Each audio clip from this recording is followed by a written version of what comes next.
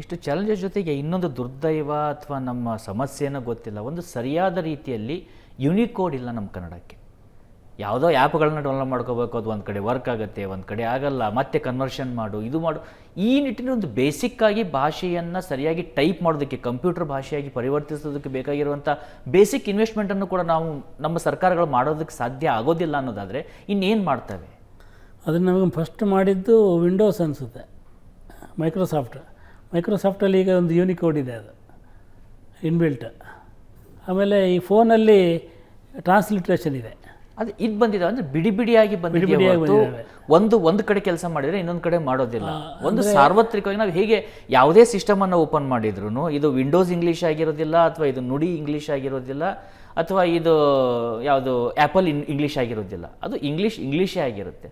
ನಮ್ಮಲ್ಲಿ ಸಮಸ್ಯೆ ಆಗ್ತಿರೋದು ಇದು ನುಡಿ ಇಂಗ್ಲೀಷ್ ಆಗಿರುತ್ತೆ, ಇಲ್ಲ ಬರಹ ಇಂಗ್ಲೀಷ್ ಆಗಿರುತ್ತೆ, ಇಲ್ಲ ಮತ್ತೊಂದು ಕನ್ನಡ ಆಗಿರುತ್ತೆ ಹೊರತು ಕನ್ನಡ ಆಗಿರೋದಿಲ್ಲ.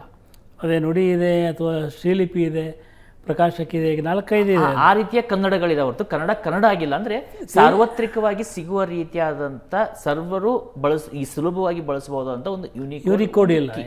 ಯೂನಿಕೋಡ್ ಕೀ ಇಲ್ಲ, ಯೂನಿಕೋಡ್ ಕೀಬೋರ್ಡು ಇಲ್ಲ. ಅಂದರೆ ಕೀಬೋರ್ಡು ಬದಲಾಗ್ತಾ ಹೋಗಿದೆ. ಆಮೇಲೆ ಎಷ್ಟೋ ಜನ ನನಗೆ ಲೇಖನಗಳ ಕಳಿಸ್ತಾರೆ, ಅದು ಇದರಲ್ಲಿ ಓಪನ್ ಆಗಲ್ಲ. ಸೊ ಜಗತ್ತಿಗೆ ಸಾಫ್ಟ್ವೇರನ್ನು ನಾವು ಕಳಿಸ್ತಾ ಇದ್ದೀವಿ. ಆಮೇಲೆ ಕಿಂಡಲ್ ಅಂತ ಬಂತಲ್ಲ ಒಂದು ಕಾಲದಲ್ಲಿ, ಈಗ ಅಷ್ಟು ಫೇಮಸ್ ಇದೆಯಲ್ಲೋ ಗೊತ್ತಿಲ್ಲ, ನಾನು ಅದರಲ್ಲಿ ಓದೋದು ಬಿಟ್ಟೆ. ಕಿಂಡಲ್ ಬಂದಾಗ ಕನ್ನಡದ ಪುಸ್ತಕಗಳನ್ನು ಕಿಂಡಲ್ಗೆ ಹಾಕಬೇಕು ಅಂತಾಯಿತು, ಬಟ್ ಅವ್ರು ಹಾಕಲಿಲ್ಲ. ಯಾಕಂದರೆ ನಿಮ್ಮಲ್ಲಿ ಒಂದು ಭಾಷೆ ವೈವಿಧ್ಯ ಎಷ್ಟಿದೆ ಅಂದರೆ 10-12 ಕಿಲೋಮೀಟ್ರಿಗೆ ಒಂದು ಭಾಷೆ ಚೇಂಜ್ ಆಗುತ್ತೆ.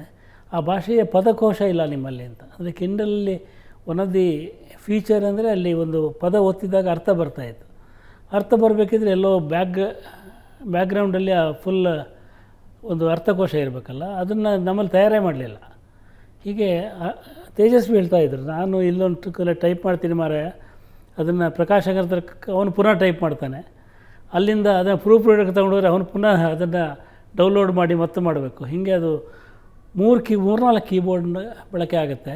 ಮತ್ತು ನಾನು ಇವನ್ ಪ್ರಕಾಶಕ ಬೇಡ ರೀಪ್ರಿಂಟ್ ಮಾಡೋನ್ನೋದು ಇನ್ನೊಬ್ಬನ ಹತ್ರ ಹೋದರೆ ಪುನಃ ಟೈಪ್ ಮಾಡಿಸ್ಬೇಕು, ಇಲ್ಲಿ ಭಾಳ ಹಾಳು ಬಿದ್ದೋಗಿದೆ ಅಂತ ಭಾಳ ಒದ್ದಾಡಿದ್ರು ಅವರು. ಬಟ್ ಅಷ್ಟು ವರ್ಷ ಆದ ನಂತರನೂ ಸ್ವಲ್ಪ ಸುಧಾರಿಸಿದೆ ಅಂತ ಅನಿಸುತ್ತೆ. ಅಂದರೆ ಇಂಟರ್ಚೇಂಜ್ ಇಸ್ ಪಾಸಿಬಲ್. ಈಗ ನೀವು Unicode to ASCII to Unicode ಒಂದು ಸಂಕ ಅಂತ ಬಂದಿದೆ, ಆ ಥರದ್ದು ಸಾಧ್ಯವಿದೆ. ಬಟ್ ಜನಸಾಮಾನ್ಯರ ಮಟ್ಟದಲ್ಲಿ ಸಾಧ್ಯ ಇದೆಯಲ್ಲ ಗೊತ್ತಿಲ್ಲ. ಅಂದರೆ ಈಗಷ್ಟೇ ಕಂಪ್ಯೂಟ್ರನ್ನು ಮೊಬೈಲನ್ನು ಬಳಸುವಂಥ ವ್ಯಕ್ತಿ ಅದರಲ್ಲಿ ಎಷ್ಟು ಮಟ್ಟಿಗೆ ಮಾಡ್ತಾನೆ ನಂಗೆ ಗೊತ್ತಿಲ್ಲ. ಅಥವಾ ನನ್ನಲ್ಲಿ ಒಂದು ಕೀಬೋರ್ಡ್ ಇದೆ, ನಾನು ಯೂಸ್ ಮಾಡೋದು ಯೂನಿಕೋಡ್ಗೆ. ಆ ಕೀಬೋರ್ಡ್ ಇದೆಯಲ್ಲ ಅದು ಮೊಬೈಲಲ್ಲಿಲ್ಲ, ನಾನು ಮೊಬೈಲಲ್ಲಿ ಬೇರೆ ಕಲಿಬೇಕು. ಅಥವಾ ಮೊಬೈಲಿಗೆ ಒಂದು ಕೀಬೋರ್ಡ್ ಹಾಕ್ಕೊಂಡು ಟೈಪ್ ಮಾಡೋಣ ಅಂದರೆ ಸಿಗಲ್ಲ ಅದು. ಹೀಗೆ ಭಾಳ ಸಮಸ್ಯೆಗಳಿದೆ. ಹೇಳ್ದಂಗೆ ಅಂದರೆ ತಂತ್ರಜ್ಞಾನವಾಗಿ ಸಮಸ್ಯೆ ಇದೆ, ಶೈಕ್ಷಣಿಕವಾಗಿ ಸಮಸ್ಯೆ ಇದೆ, ಔದ್ಯೋಗಿಕವಾಗಿ ಸಮಸ್ಯೆ ಇದೆ, ಓದಿನಲ್ಲಿ ಸಮಸ್ಯೆ ಇದೆ. ಯಾಕಂದರೆ ಇದನ್ನು ಓದಿಸೋದು ಯಾರು ಯಾರು ಓದ್ತಾರೆ ಅದು ಗೊತ್ತಾಗಲ್ಲ. ಆಮೇಲೆ ಮಾರಾಟದಲ್ಲಿ ಸಮಸ್ಯೆ ಇದೆ. ಅಂದರೆ ಬೆಂಗಳೂರು, ಮೈಸೂರು, ಈ ಥರದ ಶಿವಮೊಗ್ಗ ಕೆಲವು ಆಯ್ದ ಜಿಲ್ಲೆಗಳನ್ನು ಬಿಟ್ಟರೆ ಬೇರೆ ಜಿಲ್ಲೆಗಳಲ್ಲಿ ಪುಸ್ತಕದ ಅಂಗಡಿಗಳೇ ಇಲ್ಲ. ಬರವಣಿಗೆಯಲ್ಲಿ ಸಮಸ್ಯೆ ಆಗೋಕ್ಕೆ ಶುರುವಾಗುತ್ತೆ. ಇವರು ಪ್ರಾಂಪ್ಟ್ ಬರಹಗಾರರ ಅಥವಾ ಪ್ರಾಂಪ್ಟ್ ಆಗಿ ಬರೆಯುವಂಥ ಬರಹಗಾರರ ಅಂತ. AI ಪ್ರಾಂಪ್ಟ್ ಬರಹಗಾರರ ಅಥವಾ ಪ್ರಾಂಪ್ಟ್ ಆಗಿ ಬರೆಯುವಂಥ ಬರಹಗಾರರ ಅಂತೇಳಿ. ಅಂದರೆ ಇತ್ತೀಚೆಗೆ ಇಂಗ್ಲೀಷ್ ಕಾದಂಬರಿಗಳನ್ನು ಅನುವಾದ ಮಾಡಿದ್ದು ಬಂದಿದೆ. ಆಮೇಲೆ ನನಗೆ ಇತ್ತೀಚೆಗೆ ಒಬ್ಬರು ಪುಸ್ತಕ ಕೊಟ್ಟರು, ಅದು ಓದ್ದಾಗ ಗೊತ್ತಾಯಿತು, only translated by return by AI ಅಂತ. ಕೆಲವು ಸಣ್ಣ ಪುಟ್ಟ ಬದಲಾವಣೆ ಮಾಡ್ಕೊಂಡಿದ್ರು. So AI will definitely play major part in life of a writer. ಅವನ ಹಲವು ದಿಸೆಗಳನ್ನು ಸುಮಾರು ನನ್ನ ಸ್ನೇಹಿತರು ಒಂದು ಕಾದಂಬರಿ ಮುಕ್ಕಾಲು ಬರೋದಾದ್ರೆ ಕೊನೆ ಹೆಂಗೆ ಮಾಡೋದಂತ AI ಕೇಳ್ತಾರೆ. ಸೊ ಈ ಥರದ್ದು ನಡೆಯುತ್ತೆ. AI ಒಳ್ಳೆ ನಾಟಕ ಬರ್ಕೊಡುತ್ತೆ. ನೀವು ಅವರಿಗೆ ಒಂದು 4-5 ನಾಟಕಗಳನ್ನು ಕಳಿಸಿ ನಾಟಕ ಬರ್ಕೊಡುತ್ತೆ ಅದು.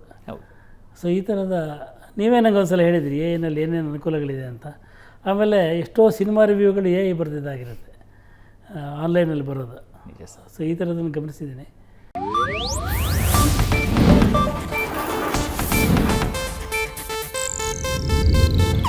ಇದು ಏಷ್ಯಾನೆಟ್ ನ್ಯೂಸ್ ನೆಟ್ವರ್ಕ್ ಪ್ರಸ್ತುತಿ.